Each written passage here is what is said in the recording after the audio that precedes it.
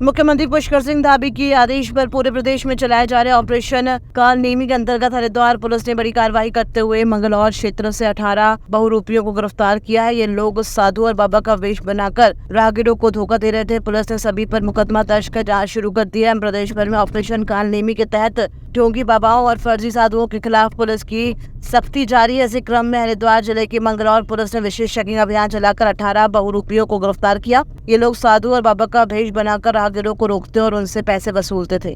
माननीय मुख्यमंत्री जी द्वारा ऑपरेशन कालनेमी के आह्वान पर हरिद्वार पुलिस लगातार कार्य कर रही है और आज हरिद्वार पुलिस के द्वारा एक बड़े स्तर पर कार्रवाई करते हुए करीब 126 से ऊपर व्यक्तियों के अगेंस्ट ऑपरेशन कालनेमी में कार्रवाई की गई है, जिसमें महत्वपूर्ण 2 बांग्लादेशी व्यक्ति भी इसकी जद में आए हैं। इन दोनों को पकड़ा गया है। अन्य लोगों के खिलाफ भी कार्रवाई की जा रही है। हरिद्वार पुलिस द्वारा लगातार पिछले 2 माह में कार्रवाई करते हुए करीब 4,500 से ज़्यादा लोगों को वेरीफाई किया गया है और करीब 450 से ऊपर लोगों के अगेंस्ट ऑपरेशन कालनेमी में कार्रवाइयाँ की गई हैं। सैनिक कल्याण मंत्री गणेश जोशी ने बीते मंगलवार को देहरादून के न्यू कैंट रोड स्थित कैंप कार्यालय में सैनिक कल्याण विभाग के अधिकारियों के साथ विभागीय समीक्षा बैठक में सैन्यधाम निर्माण कार्य की प्रगति पर विस्तृत चर्चा हुई। सैनिक कल्याण मंत्री जोशी ने अधिकारियों को निर्देश दिए कि सैन्यधाम निर्माण के अंतिम चरण के कार्यों को शीघ्रता से पूरा किया जाए। उन्होंने कहा कि राज्य सरकार की महत्वाकांक्षी परियोजना है और इसे शीर्ष प्राथमिकता पर पूर्ण करने की कार्रवाई सुनिश्चित की जाए।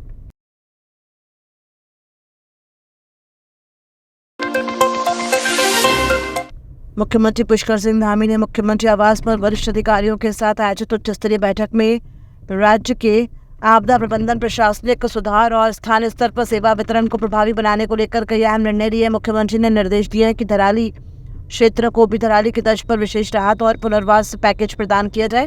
उन्होंने स्पष्ट किया है कि धराली में हाल ही की आपदाओं से प्रभावित लोगों को तत्काल सहायता पहुंचाई जाए। पुनर्वास कार्यों को युद्ध स्तर पर प्रारंभ किया जाए। इसी क्रम में जोशीमठ में भी राहत और पुनर्निर्माण के कार्य को शीघ्रता से आरंभ करने के निर्देश दिए गए हैं।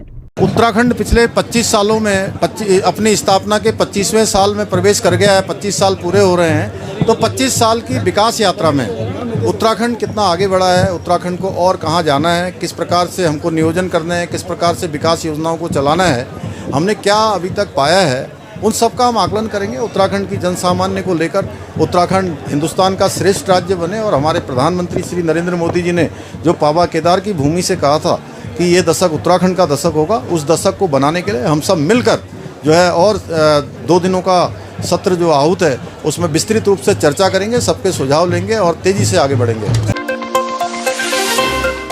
उत्तराखंड में इस बार मानसून के दौरान लैंडस्लाइडिंग से कहीं न कहीं पेयजल विभाग की पाइपलाइनों को भारी मात्रा में नुकसान हुआ है। वहीं इस विषय पर बात करते हुए जल संस्थान विभाग के मुख्य महाप्रबंधक DK सिंह ने कहा कि बरसात के कारण मलबा आने से पेयजल पाइपलाइन क्षतिग्रस्त हो गई थी, जिसमें काफी नुकसान देखने को मिला। वहीं अगर बात करी जाए तो गढ़वाल क्षेत्र में 2031 पाइपलाइन क्षतिग्रस्त हुई थी। वहीं इन कुमाऊं की बात की जाए तो वहां पर भी 739 पाइपलाइन क्षतिग्रस्त हुई थी। अगर पूरे समूचे उत्तराखंड की बात की जाए तो 2773 पाइपलाइनों को भारी मात्रा में नुकसान हुआ है। उन्होंने कहा कि गढ़वाल क्षेत्र में 2006 पाइपलाइनों को जोड़ दिया गया है। कुमा की बात की जाए तो 739 पाइपलाइनों को वहां पर भी जोड़ दिया गया है। 4 स्थायी योजनाओं को भी चालू कर दिया गया। कुल 24 योजनाएं हमारी क्षतिग्रस्त हुई हैं। जो वहाँ ग्रामीण उसका जो कुमाऊं का है, जो 739 योजनाएं हैं वो क्षतिग्रस्त हो चुकी हैं वर्तमान तक, लेकिन उनको अस्थायी रूप से चालू कर दिया गया है।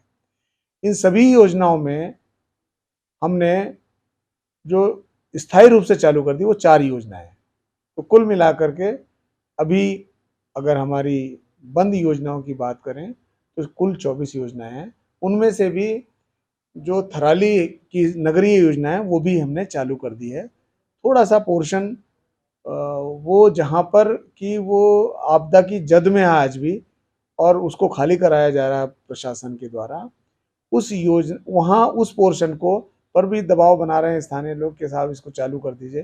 परंतु यदि उसको चालू करेंगे तो वो फिर उसको जो है वहाँ के लोगों को वहाँ से हटाना है, क्योंकि वो खतरे की जद में है, वहाँ पर पेयजल सुचारू नहीं किया जाना है। संपूर्ण भारतवर्ष में अपनी एक अनूठी पहचान रखने वाले जौनसार बावर में जांगड़ा पर्व की शुरुआत हो गई है। पूरा जौनसार बावर महासू महाराज के जयकारों से गूंज उठा है। वहीं जौनसार बावर के आराध्य देव चालदा महासू महाराज, जो कि 4 भाई महासू महाराज के सबसे छोटे भाई हैं, उनकी इस बार नई भव्य देव पालकी तैयार की गई है। पालकी को जौनसार बावर में देव आस्था का प्रतीक माना जाता है। पूर्व में महाराज की पास 2 पालकियां थी। खत के निर्णय और श्रद्धालुओं के दान देने पर दोनों पालकियों के धातुओं को मिलाकर चालदा महाराज की पालकी को नया रूप दिया गया, जिसमें 13 किलो चांदी और 23 तोला सोने उपयोग किया गया। आज 26 अगस्त को अनोल देव मंदिर में अखंड ज्योति जलती है और रात्रि जागरण होता है और रात्रि जागरण में देव स्तुति की जाती है और पूरे जौनसार बावर और हिमाचल और आपके उत्तरकाशी के देवभक्त यहाँ उपस्थित होते हैं और रात्रि जागरण में देव स्तुति करने के बाद कल सुबह जो देव चिन्ह होते हैं चतुर्दशी को देव चिन्ह का स्नान किया जाता है। तो आज अनोल मंदिर के जो देवस्थान है यहाँ पे लगभग रात्रि में 15 से 20 हज़ार लोगों के आने की संभावना।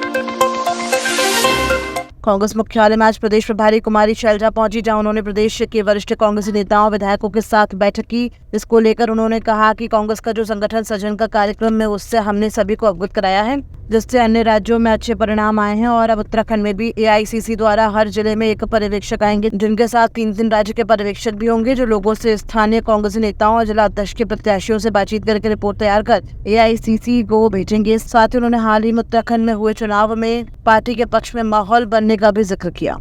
जो हमारा संगठन सृजन का कार्यक्रम है उस अभियान के बारे में सबको अवगत कराया है। कुछ राज्यों में ये हो चुका है, उसके अच्छे परिणाम आए हैं और आज हमने यहाँ से सभी लोगों को अवगत कराया है इसके बारे में। शीघ्र ही 2 तारीख से हमारे पर्यवेक्षक आएंगे।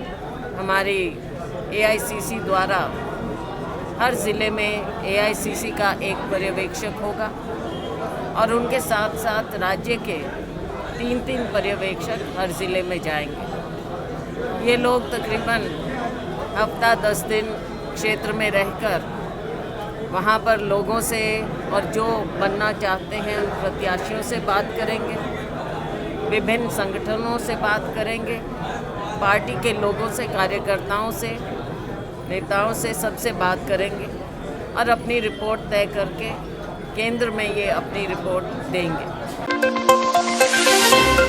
प्रदेश कांग्रेस मुख्यालय में प्रदेश प्रभारी कुमारी शैलजा के द्वारा सभी विधायकों और वरिष्ठ नेताओं के साथ मीटिंग में संगठन सृजन की बात रखी गई। साथ ही निर्देश भी दिए गए, जिसको लेकर प्रदेश अध्यक्ष ने कहा कि 14 सितंबर को रिपोर्ट सौंप दी जाएगी। साथ ही करीब 25 सितंबर तक स्थिति स्पष्ट हो सकेगी। वहीं अन्य वरिष्ठ नेताओं का भी कहना है कि इससे पार्टी को और अधिक मजबूती मिलेगी। ये शेड्यूल स्टार्ट हो रहा है उत्तराखंड में और 14 को अपनी रिपोर्ट इन लोगों को AICC में सबमिट करनी है और उसके बाद कुछ बैठकों के दौर चलेंगे और मुझे लगता है कि विद इन मंथ और 25 सितंबर तक काफ़ी चीज़ें साफ हो जाएंगी। गुजरात में पायलट प्रोजेक्ट चालू हुआ था, अब देशव्यापी कांग्रेस उसे कर रही है और उसकी क्या बारीकियां हैं और किस प्रकार से निष्पक्ष तरीके से एक संगठनात्मक जो हमारा ढांचा है उत्तराखंड में कैसे सृजित हो और कैसे जो हमारे काबिल लोग हैं उनको आगे बढ़ने का एक अवसर मिले। अब ये जो ऑब्जर्वर आ रहे हैं AICC के ऑब्जर्वर हैं और ये सारे जितने हमारे क्या कहते हैं अध्यक्ष गण जो लोग हैं इस समय वर्तमान के, उसके समय जितने अन्य नए लोग हैं वो भी अप्लाई कर सकते हैं उनके सामने और सारे कार्यकर्ताओं से बैठक करके, वरिष्ठतम लोगों से बैठक करके एक नीति और नियति बनाई जाएगी और किस तरीके से कांग्रेस को आगे इसमें बढ़ावा मिलेगा। जो हमारा संगठनात्मक ढांचा है उसकी मजबूती के लिए विशेषतम कैसे हम लोगों ने भी निष्पक्ष तरीके से प्रयास करना है, इस विषय पर गंभीर चर्चा हुई। आज की बैठक संगठन के सृजन के संबंध में बहुत महत्वपूर्ण बैठक है, जिसको स्वयं हमारी प्रदेश की प्रभारी आदरणीय शैलजा जी इसकी अध्यक्षता कर रही हैं। सफल जी भी आए हुए हैं और सभी कांग्रेस के हमारे प्रदेश के वरिष्ठ नेतागण इसमें शामिल हैं और जो संगठन सृजन का कार्यक्रम अनाउंस हुआ था अभी कुछ दिन पहले, उसको आगे कैसे गति दी जाए और कैसे उसको लक्ष्य तक पहुंचाया जाए, इस बारे में विमर्श हो रहा है। AICC से ऑब्जर्वर्स तय हो गए हैं, PCC से ऑब्जर्वर्स तय हो गए हैं, तो अब इसको कैसे आगे बढ़ाया जाए इस पर चर्चा हो। सर, आप दिवाली